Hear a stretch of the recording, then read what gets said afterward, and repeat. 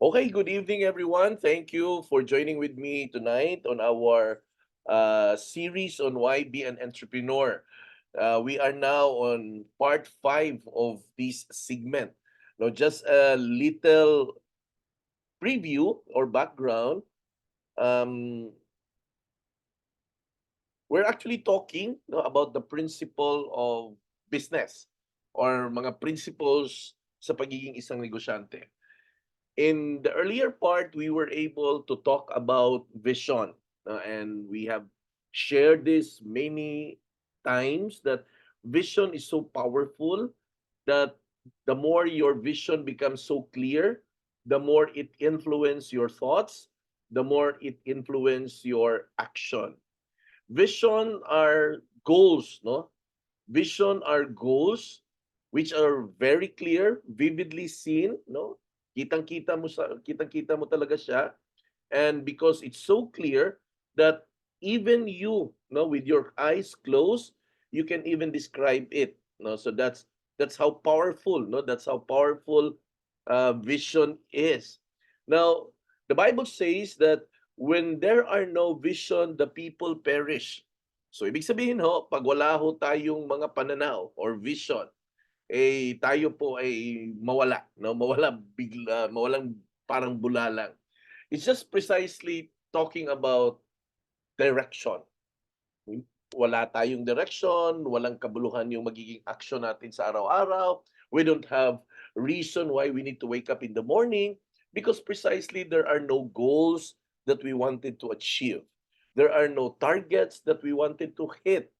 And that is exactly the reason why a lot of people wanting to engage into the business, but unfortunately, they were not able to really perform to the best that they can, not because na hindi po nila kaya, but because they fail to see the ultimate outcome. So it is very important. Vision is very important because it allows you to have a picture of who you will become in the future. And in the process, makikita mo po yun kung paano ka nag-improve. No, ganun po yun. So if you are right now engaging into business at you were not able to set your vision, I challenge you. Set a vision for yourself, set a vision for your business so that eventually everything of what you are going to do on a day-to-day basis will be patterned and tailored fit for the vision na meron ka. No? So that's how powerful vision is. Sabi pa nga natin in our previous discussion, once you have the vision, it will shape your mind. Mag-iba po yung kind of thinking na meron ka. Yung mindset is iba na rin ho. At yung pananaw mo sa buhay, it will be forward looking. So that's exactly what will happen for people that has vision. So ano naman po yung mangyayari for people that doesn't have any vision at all? For people that doesn't have vision, they don't have that kind of motivation. They will feel tired easily, they will feel discouraged easily, and most often, no, they will not find any reason to be excited on a day-to-day basis. They don't have reason why they will be go they will not be able to find the reason why they need to wake up in the morning. When you have the vision, everything will make sense. Ganun ho ka-powerful ang vision. So my piece of advice to all of our partners here in the PPI, we've got to live with a vision. Aside from the vision of the company, I challenge you to have a vision for yourselves. Now take a look at, examine yourself, examine what is it really that you wanted to achieve and make a vision out of it. Okay? Then last Tuesday, we were talking about success seeks opportunity. We've talked that the moment our mindset is changing, we will be able to see a lot of opportunity right at our very own eyes. Kung baga, itong paningin po natin, itong mata po natin magiging observant on a lot of opportunities. In fact, it would be easy for us to spot and identify opportunities. Ganun po yun, no? So it is important that being a businessman, being a negosyante, being an entrepreneur, it is important. No, it is important that the kind of mindset that we are going to have, number one, polish, no? Nakapolish po siya as a business person. Kasi iba po mag-isip talaga ang isang negosyante. Okay? Now, right now, we're gonna be digging into the third principle, which is the delegate and decentralize. Now, from the word itself, delegate, meaning there's gonna be a portion of the things that you're gonna be doing that you're gonna allow other people to do it for you. Decentralize, meaning not everything will be done by you. There's gonna be a lot of areas in your organization, a lot of areas in your business that this time will be operating independently. Independently, not in the sense that they will have their own direction. We have one direction, but they are going to manage and govern those areas by themselves. Okay? So, right now, I'm so excited about this one because this is exactly the real essence of duplication. This is the real essence of multiplication. This is the reason, the real reason or essence why in DPPI we encourage each and every one of you to build your team. Many times over and over again, we've been talking about recruiting, about building your team. And a lot of times, we've seen a lot of people not really inclined to building the organization. It's because, yun na nga, nakakapagod, ang hindi ganun kadali makahanap ng tao na magiging active, hindi ganun kadali mag-develop ng isang downline. But I want you to understand that nothing in the business world that really comes easy. Everything will always have a price that you need to pay. And somehow, when we are going to build our team here, when you are going to build your network, my friends, the reward is even greater than you can imagine. Okay? So it may be not that easy, but I tell you it's worth it. Huh? It may be not that easy, but I will really tell you it's really, really, really worth it. Okay? So let's dive into the topic. Entrepreneurs needs to trust their team. A lot of people actually when they engage into business have certain trust issues. Now, this is very particular with leaders. No, I'm not talking about money, but I'm talking about skills, ability, and capability. This is really somehow problems with a lot of leaders. They often not na hindi naman sa they don't want to, but they don't freely give the trust to their downlines kung sila ang mag-present. And somehow we feel agitated na makinig kasi by the time na nakikinig tayo sa mga downline natin na gumagawa ng business presentation, parang tayo yung namumroblema kung tama ba o hindi. And there are even times na sisingit tayo at tayo na rin ang tatapos sa presentation. Now, even I myself as a leader have been challenged by that kind of thought. No?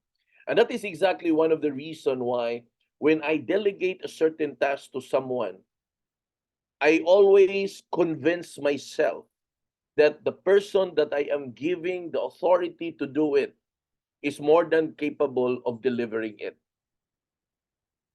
And it doesn't necessarily mean that they will not commit mistakes. It doesn't necessarily mean that it will be perfect. But what is important there is that there is the inner desire of your downline to do the task assigned or to do the task given to him or her. And somehow, you've got to trust that. Okay? Somehow, you've got to trust that. Allow room for mistakes. There will never be a perfect presentation. Always remember that. There will never be a perfect presentation. Through the years of doing this business, through the years of doing a lot of presentation, even I myself, even my own presentation are not exactly the same every time I do a presentation. So, anong dapat meron tayo dito na i-develop? Yung trust. You just need to trust your team that they can do it. Just simply trust your team na naibigay mo sa kanila ang dapat mong maibigay, na ituro mo sa kanila ang dapat mong maituro. And I believe before they have accepted the task na sila ang gagawa ng task na yan, I believe na bago po sila sasalang sa mga presentation, they are going to spend time studying for that presentation. So you don't need to worry whether he's gonna make it or not. He is going to do it whatever it takes. Just trust. Just trust your downline. Ganun lang po yan. Now, in here, no, always remember that they are skilled, our downline are skilled in order for our downline to synergize every abilities in the team. Now, every member in your network, every downline that you have, may kanya-kanya po yang mga abilidad. May kanya-kanya po yang mga expertise. May mga kanya-kanya po yang mga gift. Allow those gift, allow those gift from each and every downlines that you have, allow those gift to synergize among themselves. Because the more they are collaborating, the more they are working together, the more they are sharing their talent, the more they are connecting with their gifts, the more powerful, the more stronger your organization becomes. Ganon ho yun, guys. So don't you worry if you are going to see a lot of gifts in your downlines. In fact, if you are the leader and you have seen a lot of abilities in your downlines, well, my suggestion to you, give yourself a clap. Why? Because hindi ho ganun kadali makakuha at makabuo ng isang team na punong-puno po ng mga abilidad. And besides, guys, leaders, don't be afraid that your downline will become better than you. No? In fact, the reason why we teach them, the reason why we put up the trainings, in fact, haven't you noticed, for over so many years right now, we never stop doing trainings. Either it's in the Zoom, either it's face-to-face. Why? Because we wanted each and every DTPI members to become better person, to become better businessman. And in fact, if they could be better than me or better than anybody else, that's good. Naalala ko one time when President Duterte was elected to the office, no? At one time he said that he appointed the cabinet members, no, sa mga kabinete po niya. At ang sabi niya na itong mga kabinete niya ay mga matatalino sa klase nila. Sina Art Tugadi, sina Perfecto Yasay, and many more. And true enough, because the cabinet members are more intelligent, more capable, has the ability, true enough, they were able to deliver their targets. Diba? So, don't be afraid, no, leaders. Don't be afraid that your downlines will become better than you. In fact, be happy, be glad that they are more capable, no, in doing the business. Isa lang po yan na magpapatunay that you are indeed a good mentor, that you are indeed a good coach. Di ba? Because if you are really able to train those people and they are able to perform and they are able to deliver the expected result and you are able to see how they have become in the process, it only means one thing: you are a good coach. My success as a coach, my success as an entrepreneur, my success as a teacher, My success as a leader highly depends on the people that I will be able to develop down the line. If there are no people that I will be able to develop through the years, then I failed in my leadership. If there are no people that can do the presentation aside from me, then I failed in my leadership. If there are no people that are capable of building the organization and building the team aside from me, then I failed in the business. But once there are people in your downline and they are able to duplicate and copy what you are doing, then definitely you are a successful leader. As what Zig Ziglar have said, you need to help enough other people get what they want for you to get what you want. And basically that's true. If you are not able to make your downline successful, then definitely you are not going to get whatever things that you really wanted. Tama po ba? So in short, as long in your organization, as long as each of your downline is not improving, my challenge to you, leader, spend more time with them. Teach them. Give them the needed skills. Give them the needed motivation. Why?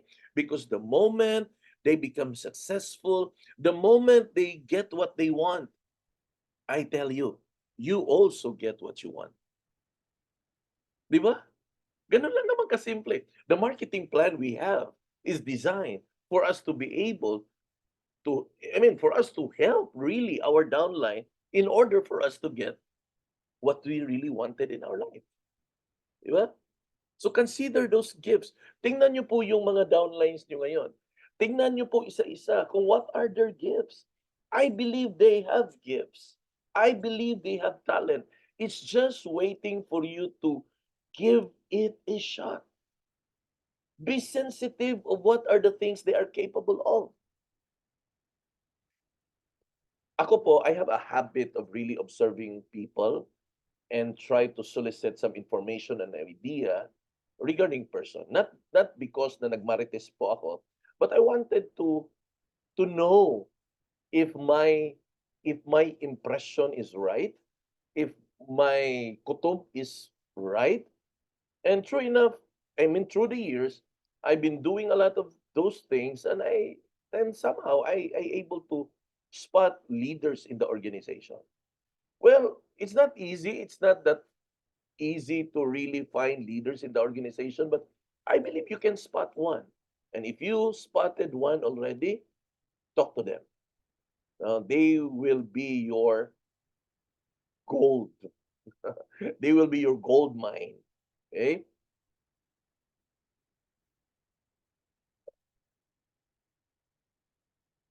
Okay, sorry. Precept number one. Okay, no? We're talking about delegation and decentralization. So let's talk about precept number one. Shattering the tyranny of decision making. Okay. So, eto ho.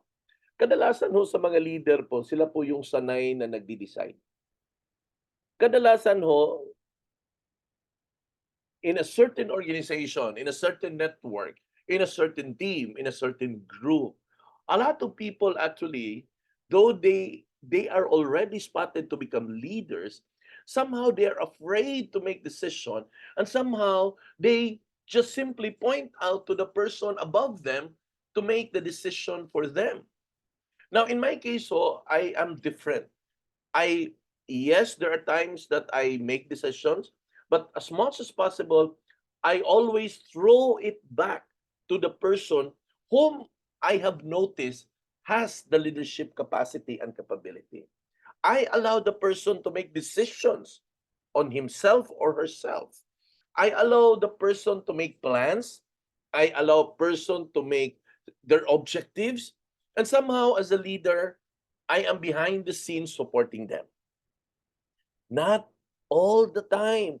We as a leader who makes the decision. If that would be the case, when will be they will learn to make decisions? Gaya po ng mga anak po natin. Can you just imagine if our children, they reach the age of 19, 20, 21, and still they are not able to make decisions for themselves? Can you just imagine kung gaano ka, I'm sorry for the word, no?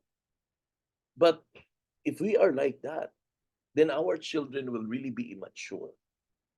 Okay? In here, as a leader, if you can spot a leader down the line, allow them to make decisions. Allow them to make small decisions until they are able to develop one big decision. Give them parameters for them to decide. Not all the time that you are there to make decisions for them. So teach them how to make decisions. Okay. Now, turn over some of the authority of making decision. First, you just have to identify what are the things na pwede namang sila ang mag-decide. Okay? Now, earlier when I started the training team, most of the time it is me who makes the decisions on it. Until eventually I've seen and spotted leaders that are really sprouting and trying to delegate some few things to them to make decisions. Until right now, they are making decisions on themselves. In which I've noticed it allows me to do a lot of things because hindi po lahat ng mga bagay-bagay ay nakikita ko on the perspective doon sa ground. Today, Noveline can make decision, Vida Dordi can make decision, Queenie can make decision, Maricel can make decision, a lot of them can make decision, not just me. They can make some adjustments on their training. They know what are the things that they need to give. Why? Because they themselves have observed what are the things that are important and what are the things na pwede namang palitan. Di ba? And if there are things like that our leaders are making decision for themselves, hindi ho ako ma-hurt dyan. In fact, I will be more than happy to support whatever decisions been made. Ganun ho ako. And this is also what I would like you to do. And this is also what I would like to challenge you to do. Allow people in your organization to make little decisions in the business. Don't make them robots.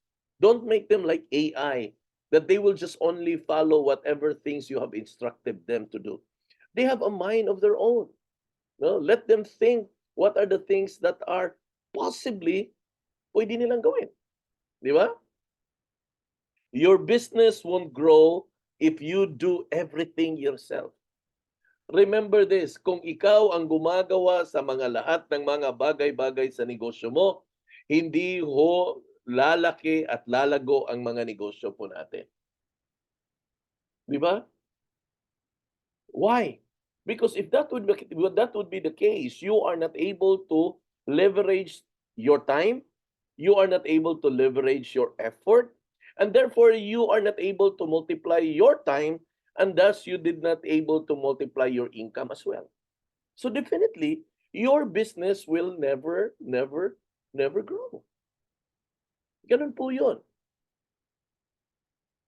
So, if you notice that in your business, ikaw lahat ang gumagawa niyan, naku, delikado yan.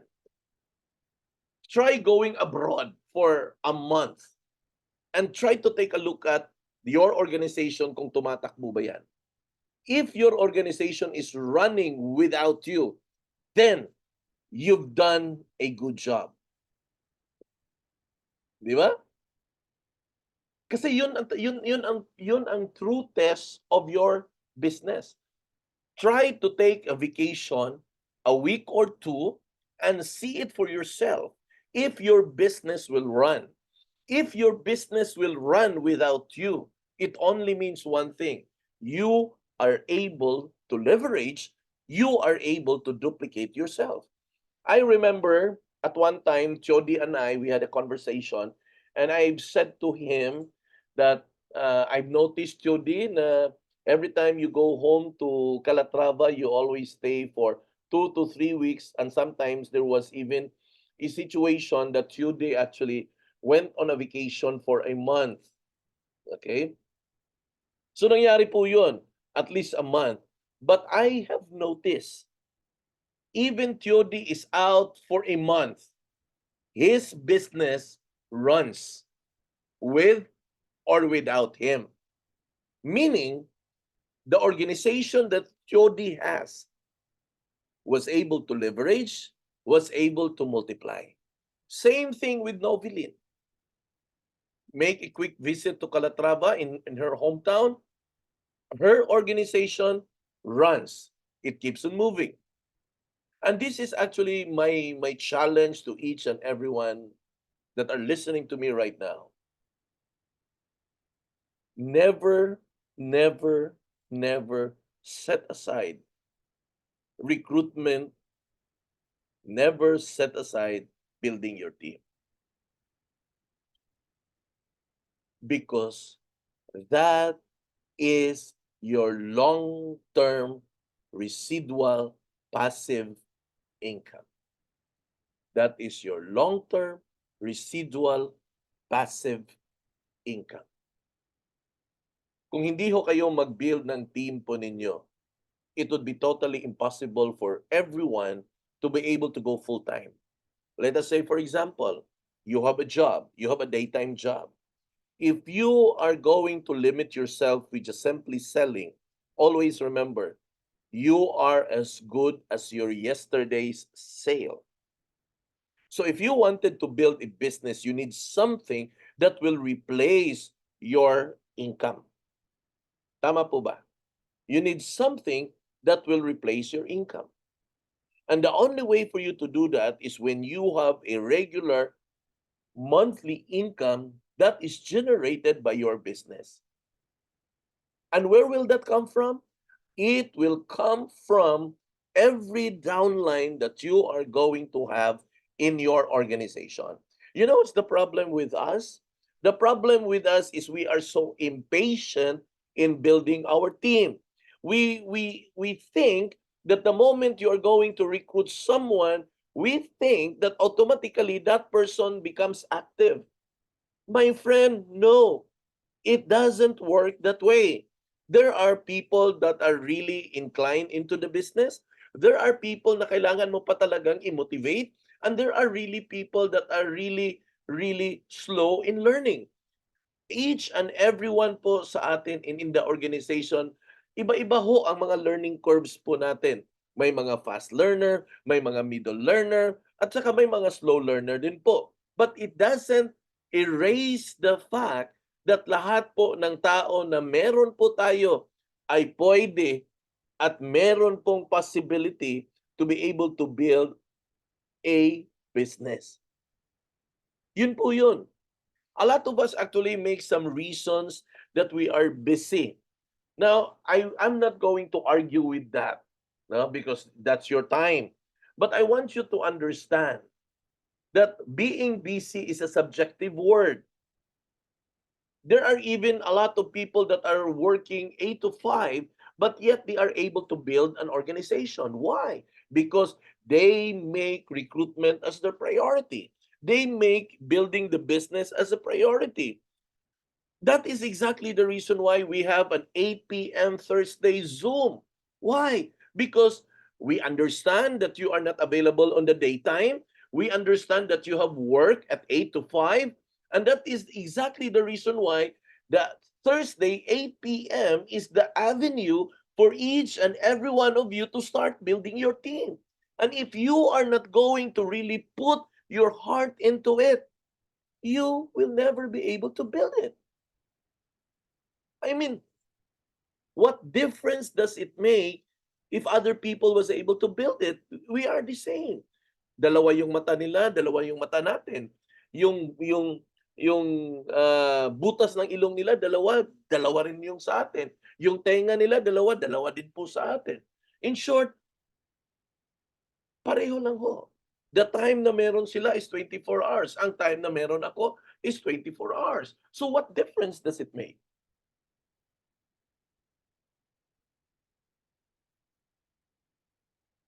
But if you really wanted and seriously wanted to grow your business, my friend, I challenge you. I challenge you. Get out of your comfort zone. Nagiging komportable ka na kasi diyan sa kinalalagyan mo ngayon, eh. The reason why you are not doing anything for your business is because you are comfortable of whatever things you're doing right now. So get out of the comfort zone, because that is the only way. When you go out, when you get out of your comfort zone, that is the only way that you will be moving, moving, moving, moving forward. Ito guys, simple lang po. I can choose to be comfortable.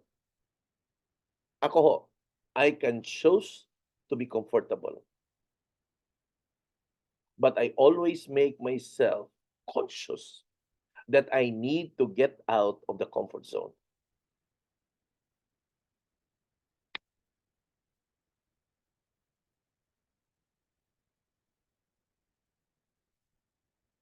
Hello? Ulitin ko. Ako ho, I can choose to be comfortable. If I go to Vietnam for 1 month or 2 months, it's okay.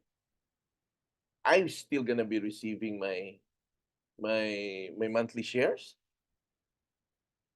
It doesn't hit my income. I'm comfortable. But consciously, I get out of the comfort zone. I really need to go out there to keep on talking to people, to keep on making appointment to the coaches, meeting after meeting, transactions after transaction, coaching after coaching. Why? Because I get out of the comfort zone. And why will I do that? Because I want our business to keep on growing. And as we keep on growing, I don't want just the business, just DPPI to grow, but I want each and every DPPI member to grow as well. Now the question here is very simple. Would you like to grow?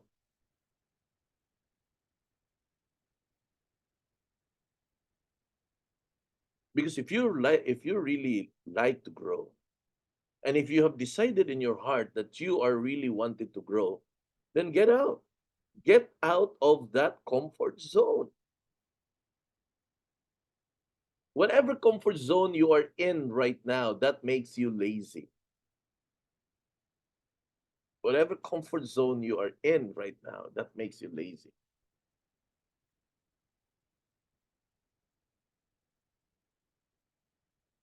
My friends, the industry is growing. Real estate business in the next 10 years will be huge.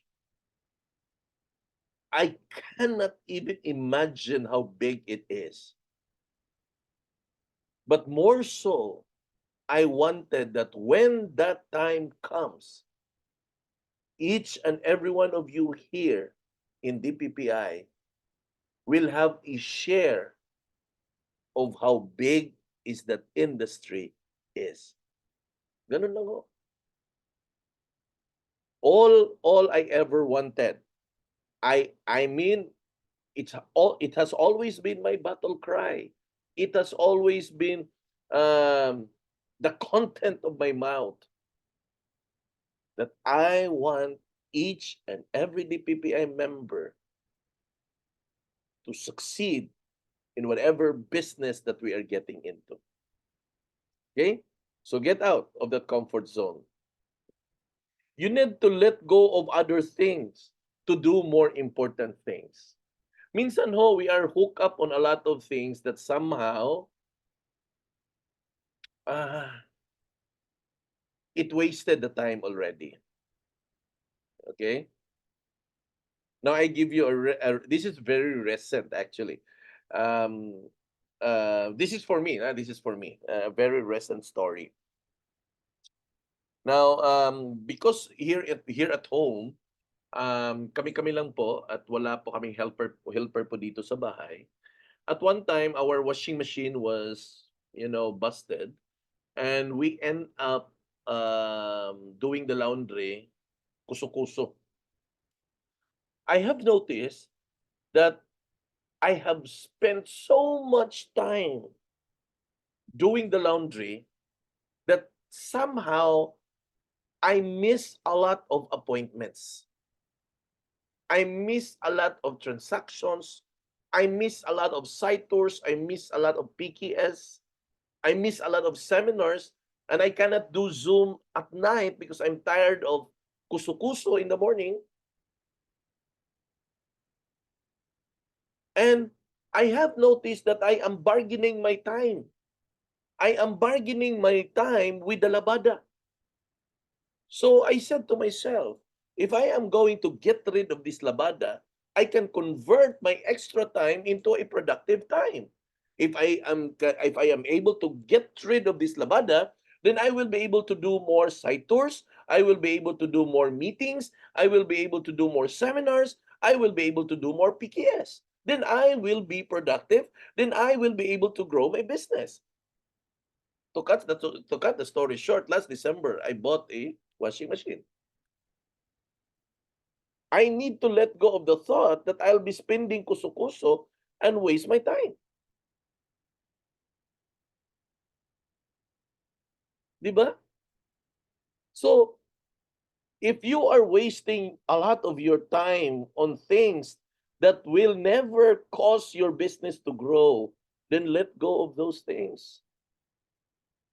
And if you think what you are doing right now is not getting anywhere, then try to learn new things of doing the business. For all you know, there are a lot of ways in order for you to grow your business. There are a lot of ways in order for you to advance your business. Always remember, guys, the more you put excuses to yourself, the more, the more you are actually deviating from your true goals in life. Learn not to give excuses why you cannot do that. Always have it in your mind that you are going to do it whatever it takes. Because the moment you have that kind of mindset, there will be no more room for challenges. There will be no more room for negativity. There will be no more room for obstacles. But rather, you are always focused on finding solutions to whatever problems there is in your business. Alam mo, hindi ho mawawala ang problema sa negosyo natin. Either personal or pera, whatever. It will never, never, never be run. We will never be run out of problems. But it is always a decision that you and I will going to take and decide it once and for all right now, that if you wanted to become successful here in this business, you've got to make a decision that you are going to do whatever it takes in order for you to be able to get whatever things you have desired in your heart. At one time, we have a battle cry, we have a mantra, and we've bannered it. Hashtag, I will not stop until I win. Remember those days?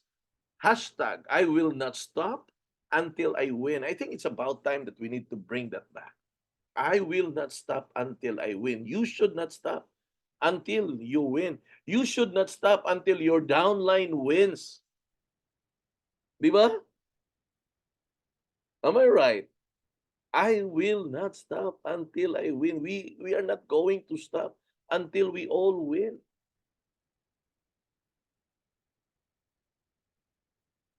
And this is exciting, my friends. Now, this is very exciting. You know why? Because when there will be a lot of us become successful, masaya ho yun. Maraming umasenso. Naku, napakalungkot po pag iilan lang po tayong umasenso. Di ba? I bet it's very lonely up there if that would be the case. I don't want to be there. I don't want to be in that so-called success if I am the only one. What for? Life is too short not to be happy, right? So if you're gonna be there in the so-called success, mas maganda na po yung may kasama din po tayo. Tama po ba? And that is exactly the reason why here in the PPI, we cheer for those people who made some achievements. No? We rally behind their success. We just don't say sana all, but we say that next time I will be there na naman. Because the more we cheer for the success of other people, time will come na tayo na rin po yung i-cheer. Di ba? And for all you know, you're closer already. Ganito lang po guys. Take a look at how you have used your day. Baka you're wasting a lot of things in your days, sa isang araw mo. Sa mga bagay-bagay na wala namang kakwenta-kwenta. Sa mga bagay-bagay na hindi lang waste of time, kung hindi, napaka-nonsense. Try to visit your time. Ha? Tingnan niyo po yung oras niyo, how you have make use of your time. Baka nakalimutan na natin. Okay. Precept number 2, get a specialist to ease your burden. Sa mga bagay-bagay na wala po kayong alam, huwag po kayong matakot magtanong sa mga taong may alam. Ganun ho yun. Hindi ho tayo dapat magmarunong sa mga bagay-bagay po na hindi po tayo marunong. And if there are people that can do better, then let's consult those person na kayang gumawa sa mga bagay-bagay na yan. No? Get a specialist. In a way, hindi ka hindi ka mahihirapan. Let's say for example, tayo ho. We understand the fact that here in real estate business, in order for us to really have a good sale, we need to learn how to do Facebook ads. Now, I understand the reality na hindi ho tayo expert po dyan. Now, that is the reason why we are putting up some few trainings among ourselves so that we will be able to learn. But if you know someone who are better than us, ask that person. Huh? If you know anybody that are better than us, ask that person. Consult that person. Seek some information from that person. Learn from that person. Diba? Don't be afraid to invest on yourself in matters of learning, in matters of progress. When things are actually nagather mo yung mga information na dapat mong magamit, believe me, it will go back to you not just 2 times, 3 times, 4 times, but 100-fold times, many-fold times. Now, always remember that in people development, these are the things that you are going to really consider. There are people that are trained, there are people that are empowered to do it. Then you put some reward to those people that are achieving in your team. You need to put the education for your people. If you notice it, every downlines we have, the program we have here in the PPI, it's all about educating people. It's all about training people. And the moment they know it, the moment that they are capable of handling it, we empower them. We allow them to exercise what are the things that they need to learn.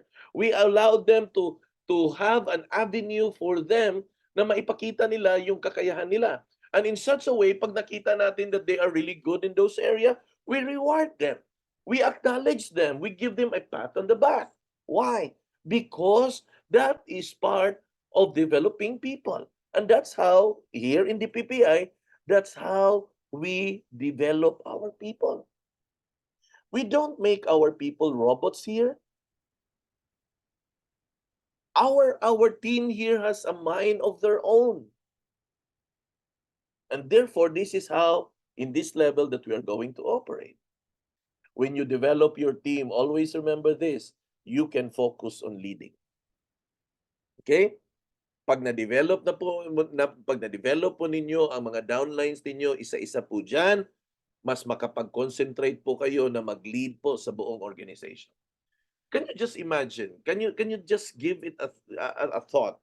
Can you just imagine kung ang lahat ng mga ginagawa natin dito sa DPP ay ako lang mag-isa? Una, mapapagod ako.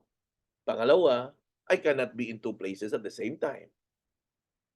Pangatlo, I cannot lead the organization. I cannot lead our people in Bacolod. I cannot lead our people in Dumaguete. I cannot lead our people in Butuan, in Cagayan de Oro, in Bohol, in Manila.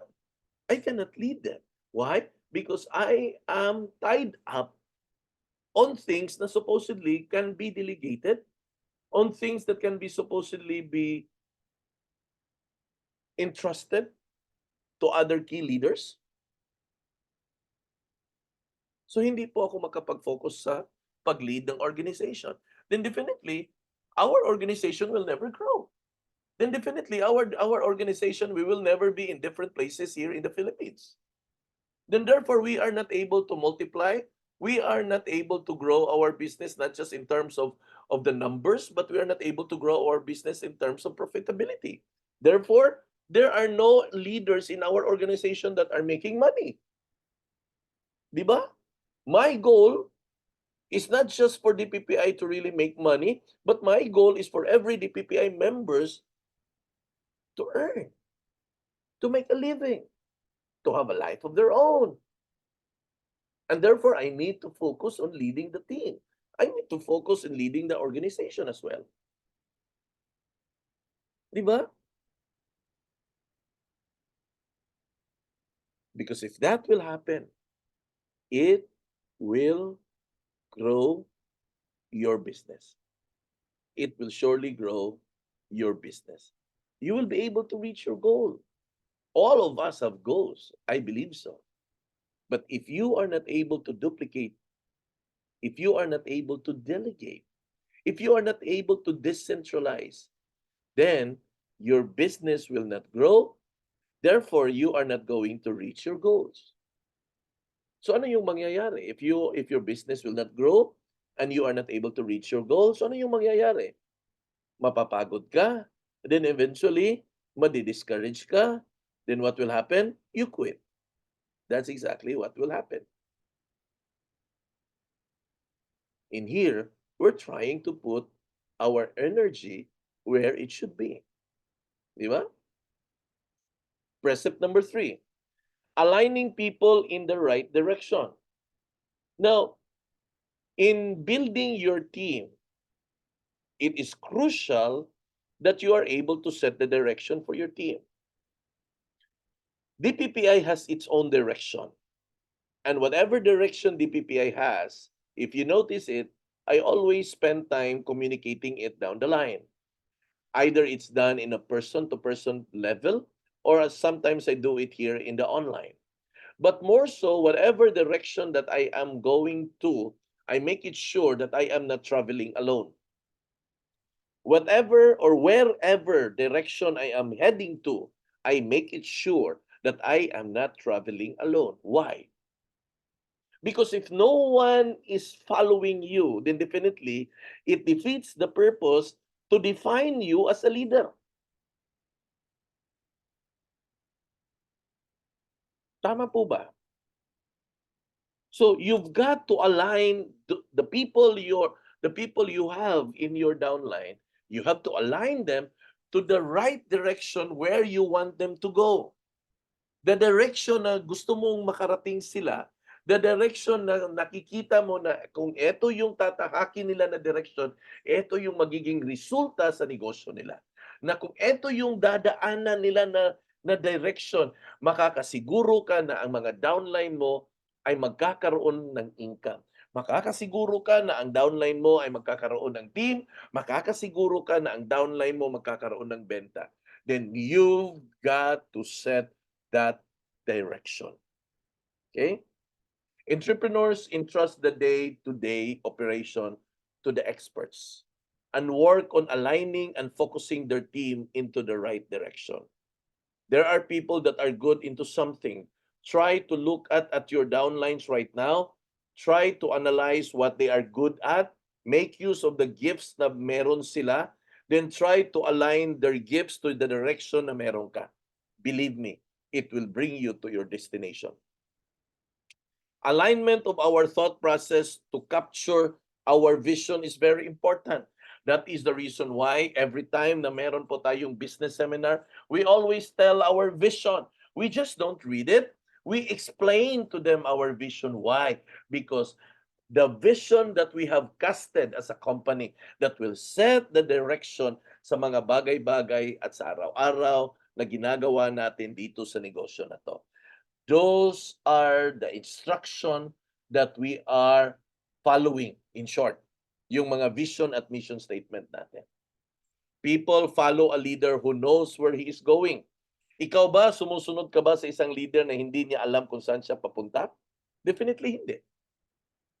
And for all you know, lahat naman po tayo, we wanted to follow a leader na alam niya ang ginagawa niya. We wanted to follow a leader na alam niya kung saan tayo patutungo. We wanted to follow a leader that can bring us to where we want to be. I remember last 2016 election when President Duterte ran. The reason why a lot of people rally behind the man, he's a rough, tough, old man. But why the people rally him? He's not perfect. But the reason why people rally behind him, because the Filipino people was able to see something in that man na itong tao na to alam niya yung ginagawa niya. Na itong tao na to alam niya kung saan patutungo ang Pilipinas. Na itong tao na to alam niya kung ano yung direksyon ng Pilipinas. And that is exactly the reason why we rally behind the man. Now, going back here, your leadership is the most important influence that your downline will capture. Remember that. Your leadership is the most important influence that your downline will capture. I was talking, I had a meeting with Queenie and Marisol this afternoon, and I shared to them that there is an impact when you stand in front and conduct a presentation. And when you invite your guest, your prospect, and your prospect, nakita ka na ikaw ang nag-present dyan, yung prospect mo na hindi pa nag-join, somehow will have that confidence to join because ang nakikita niya ay ikaw. At klaro kung saan patutungo ang negosyo na meron ka. To the leaders here that are listening right now, you wanted to build a huge organization? Then learn to present. Learn to stand up in front and do the business presentation. Believe me, babaha ang magiging downline mo.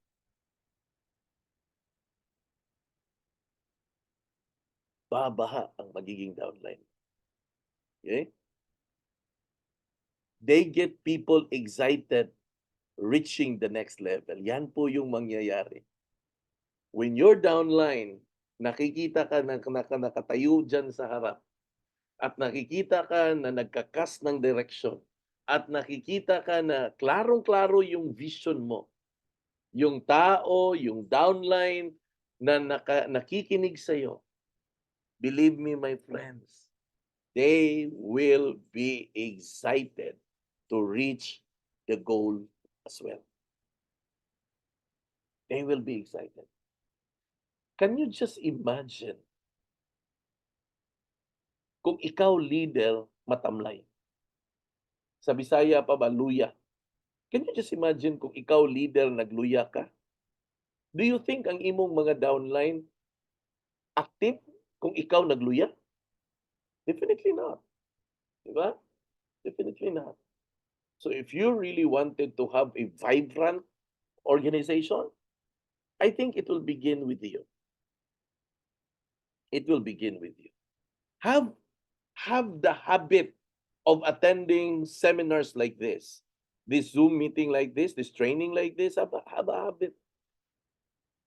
Wag na kayong, guys, every Tuesday ho ito. Hindi ho ito nagbabago, every Tuesday ho ito. Wag na ninyong hintayin na kailangan pa kayong sindan ng mga link.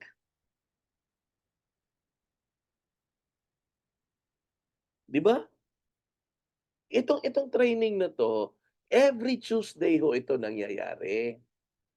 At yung link po natin, hindi po nagbabago yan every week. So dahil hindi ho nagbabago po ito, i-save na ninyo. At 'wag na po kayong maghintay na magkaroon ng announcement bago ho kayo papasok. Agree ba tayo diyan? Oo, baka tulog na lahat 'no? Anyway, I have 4 more minutes to go. Precept number 4. Yan, agree 'no? Precept number 4, you motivate and empower. Motivation is really, really, really important. You cannot build a team without a motivation. And there can never be an empowerment when your people are not motivated. At one time ho, etong Tuesday na Zoom na 'to, this is actually our sales and marketing training. And for the longest time, for over a year, we've been doing level 1 training, level 2 training. Those are skills training. Now, I'm not saying hindi yun importante. Importante ho yun. But after a year of having skills training, I have noticed our organization's excitement have gone down because there are no more motivational talks. The reason why a lot of people persist and sustain their business, not because they're good, but because they constantly receive motivation. Parati ho silang nakakatanggap ng motivation. And the reason why for so many years up to today that I am still very excited into the business, it is because that every now and then I also receive motivation from other people, motivation from other groups, motivation from other speakers. And that same motivation, it keeps me moving forward every single day of my life since 2011 when I started doing real estate business. For those people who've been with me for the longest time, I believe they themselves have noticed that they can, I don't know, rarely they can see me na discouraged. Rarely they can see me that I am demotivated. I am always excited. I am always motivated because I always recharge myself. Eh, Parati kong nire-recharge, no? Meron ho tayong tinatawag na extrinsic and intrinsic motivation. Just like internal and external motivation. No? I mean, external motivation, we get that from the people that surrounds us. We get that from the circumstances na meron po tayo. But there is an intrinsic motivation at ito po yung tinatawag natin na self-motivation. Motivation na ikaw mismo, sa sarili mo mismo nanggagaling. And that is very important that you and I is able to develop the intrinsic type of motivation. Because not at all times, there would be people that would be surrounding us to motivate us. There are times that you will be left all alone. Tama po ba? So it is important that you are able to develop self-motivation. Sabi dito, extrinsic motivation, behavior is driven by external rewards. Money, fame, grades, praise, those are external motivation. The incentives that you get every time you close a sale, that is an extrinsic motivation. The commissions that you receive, those are extrinsic motivation. Rewards, those are extrinsic motivation. Okay? Intrinsic means engage in a behavior because it is personal, rewarding, not for an external reward. Fulfillment. Yun po yun. When you have intrinsic motivation, what you will get is fulfillment, satisfaction. Fulfilled po yung life. And when you are able to reach that level, that kind of motivation is beyond money itself. Okay? You just got to answer, what is your why? Yun lang ho. For you to get your intrinsic motivation, just answer the question, why am I doing this one? Ba't ko ba ginagawa ang negosyo na to? There has to be an answer more than money itself. Because if the motivation is money, if you don't get the money, you go look for another opportunity that offers you a much better way of earning, a much better way of achieving the money, the easier way for you to get money, if money is the reason why you're doing it.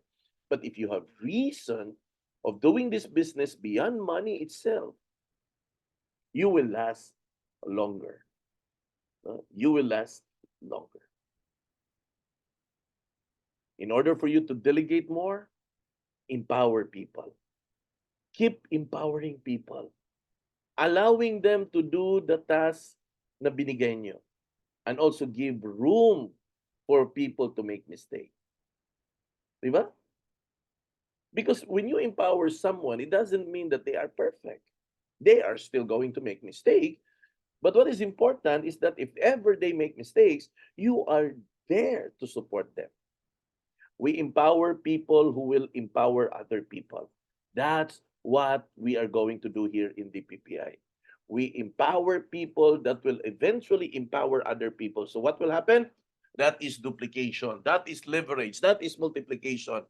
As much as I empower Nova, Nova will empower Angel. As much as I empower Queenie, Queenie will empower her downline. Ganun ho yun. Everyone is empowering someone. When you empower your team, their confidence will grow. Tama po ba? When you empower your team, their confidence will grow. Then you get an extraordinary results. When there is a confidence, the result will not be an ordinary one. It's extraordinary. Di ba? Are you excited? Ako po, I'm very excited. I'm very excited. I'm gonna finish it now. Medyo lalagpas po tayo ng 9 o'clock, but I'll finish it. Precept number 5, your leadership will now be duplicated down the line. If we are going to do the things that we have discussed from 1 to 4, then you are going to duplicate it under your team, in your downlines. And that's what we want, di ba? Yan po yung gusto po nating mangyari, that we are able to duplicate our team, so that when we are able to duplicate ourselves among our teams, then therefore our team will going to grow exponentially. Di ba? Yan naman ang gusto natin.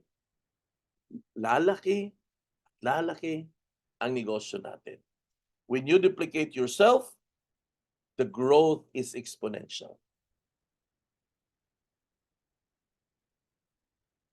Are you excited? Ako po, excited ako.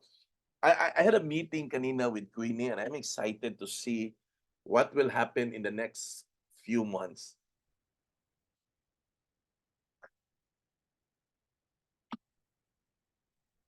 Pag nakita ko na yung duplication na gusto ko, I'm excited to see Queenie on the top.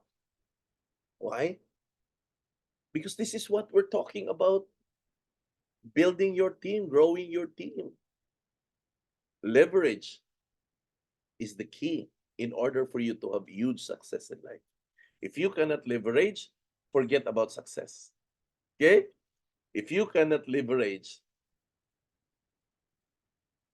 ayun lang hong masasabi ko, then forget about success if you cannot leverage. So ano po ba yung leverage? Parati nating naririnig yan. Leverage, leverage. Ano nga ba yung leverage? Leverage can be about money. Leverage can be about people. Ganito yung gawin natin. This is a very important topic, no? Leverage. and I don't want to spoil this one, hindi ko gustong mamadaliin to. I think I'm gonna stop here for what is leverage, and we're gonna talk about this one buong buo next Tuesday, because this is a very nice topic. Because the moment na maintindihan po ninyo yung mensahe na gusto kong maipaabot about leverage, then I think everyone will really be excited in building the team. Okay, baba ko muna to. Yan. Okay. Now, I think I'm gonna continue with that next week, no, yung leverage, because napakagandang topic po 'yun. I don't wanna spoil it na mamadaliin lang siya. Ito lang po guys, no. Everything of what we're talking right now tonight, actually, if you're gonna digest it, and if you're gonna spend time thinking about it, I believe it will all make sense. Now, minsan ho yung mga messages hindi po natin makuha at one time. I recommend listen to it again and again and again. I will place this video on our YouTube channel so that you can always review on it. And at the same time, this is also available in DPPI FB group so that you can revisit it there time and time again. Make sure that you are able to share it with the rest of your team. I don't want them to miss this message because this is a very, very nice message. Now, to end and to close, everything in life begins with a decision. Whatever things that you can accomplish, whatever things you want to desire, whatever goal that you have in your mind, that will begin with your decision. Now, ask yourself tonight before you're going to go to sleep, o bago kayo matulog, ask yourself, ano ba talaga ang gusto kong mangyari dito sa DPPI business ko? Ano ba to? Sideline or mainline? Gusto ko bang mabago ang buhay ko dahil sa negosyo na to? Or okay na ako sa trabaho na meron ako ngayon? Or I want a much better life ahead? Now,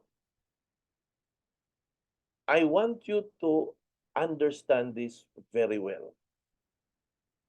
All of us are not designed by God to live, no, a mediocre life.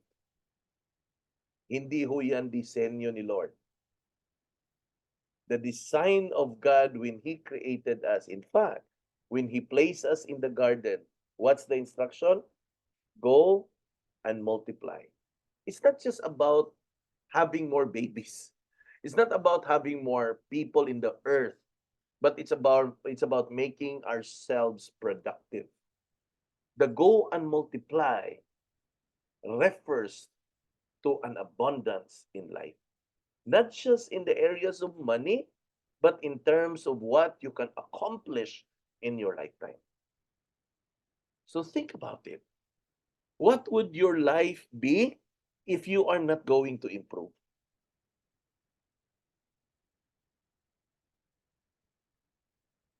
So I challenge you, whatever things you're doing right now, improve yourselves.